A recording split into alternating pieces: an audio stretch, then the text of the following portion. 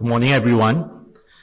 Dear Yang Berhormat, Pehin Orang Kaya Seri Khana, Datuk Seri Setia Dr. Haji Awang Abu Bakar bin Haji Apong, Minister of Home Affairs and Deputy Chairman of AMBD, Yang Mulia Haja Rokia, Managing Director of AMBD, distinguished guests, ladies and gentlemen, I'm really honored to be invited to provide opening remarks for the World FinTech Festival in Brunei Darussalam, organized by the Monetary Authority of Singapore in collaboration with SingX and Center for Islamic Banking, Finance and Management, supported by Authority Monetary Brunei Darussalam.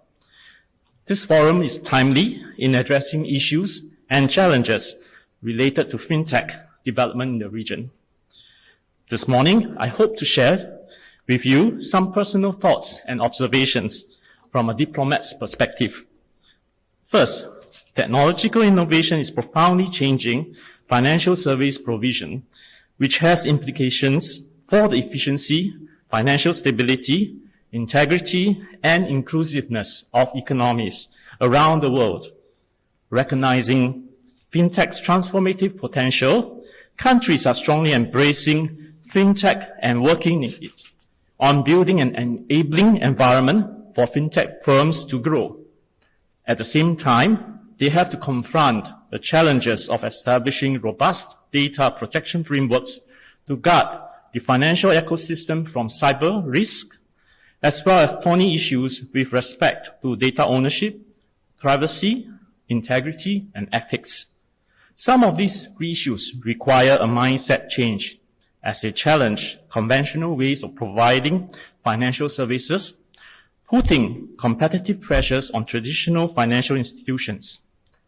Policymakers need to keep pace with rapid developments of FinTech while ensuring that FinTech are well understood and the risk mitigated. Asia seems to be one of the front runners in the transformation and is riding high on the growth in FinTech. According to the IMF and World Bank, 1/3 of global FinTech revenue is now earned in Asia. Asian tech giants such as Alibaba, Tencent, and Baidu in China, bKash in Bangladesh, and Gojek in Indonesia have become important providers of financial services, rivaling traditional financial institutions. Many FinTech products have been developed to facilitate other digital activities such as e-commerce, example, Alipay in China and PhonePe in India, as FinTech innovations are often preconditions for other digital innovations. While FinTech firms currently represent a small share of overall revenue of the financial services industries, their growth and contribution to innovation is undeniable. Third, there is heterogeneity in FinTech development in the region. As a result, key challenges include laying out an appropriate regulatory framework to govern FinTech, generate interoperability between economies, and providing the necessary infrastructure to enable FinTech's wide use in our economies. In this regard, regulators in many ASEAN countries have established specialized departments dedicated to FinTech developments. Some countries laid out regulations on digital lending, example, Indonesia, Malaysia, Philippines, Singapore, and Thailand, and equity crowdfunding. Malaysia, Singapore, and Thailand are examples of this. Regional initiatives such as ASEAN Financial Innovation Network are aimed at facilitating broader adoption of FinTech innovation and development. There are high expectations of the potential of FinTech to expand financial inclusion for households and MSMEs, as well as reduce the urban-rural gap. As such, there is much merit in countries and stakeholders continuing to share best practices for improving consumer awareness and education, reviewing policy, investment, innovation, and adoption. There is scope to promote greater international cooperation on FinTech, including but not limited to cybersecurity, anti-money laundering, combating the financing for terrorism, payments and securities settlements systems, international standards for crypto assets, cross-border payments, and sharing technological know-how. Fourth, financial innovations offer significant opportunities for Islamic finance to contribute to financial development and inclusion. This includes broad fields of innovation such as peer-to-peer lending and investment platforms that provide Islamic financial services to retail investors and MSMEs. Islamic enhanced competency frameworks offer opportunities for financiers and investors who are looking for products and services compliant with the Islamic principles.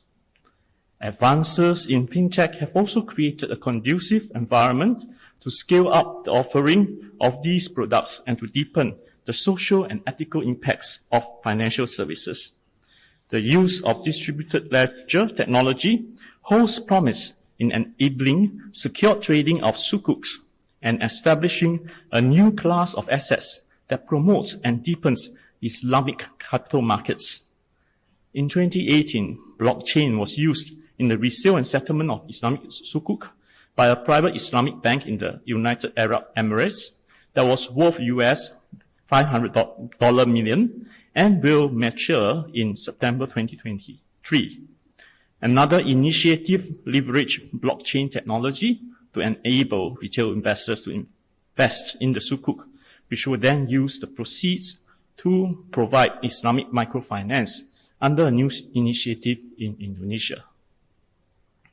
Given these four observations, my sense is that opportunities and potential for Singapore and Brunei Darussalam to cooperate with one another on fintech are tremendous. In the past year, we have made good progress in strengthening our bilateral cooperation in this field. During the state visit of Singapore President Halimah Yacob in Brunei Darussalam in 2018, both sides signed a fintech cooperation agreement to foster financial innovation in the financial services. This provided the framework for both countries to explore opportunities for cooperation, including enhancing retail payment ecosystems and other innovative projects. One unique feature of the special relationship between Singapore and Brunei Darussalam is our interchangeability currency agreement, which allows for the one-to-one exchange for Singaporean and Bruneian dollars.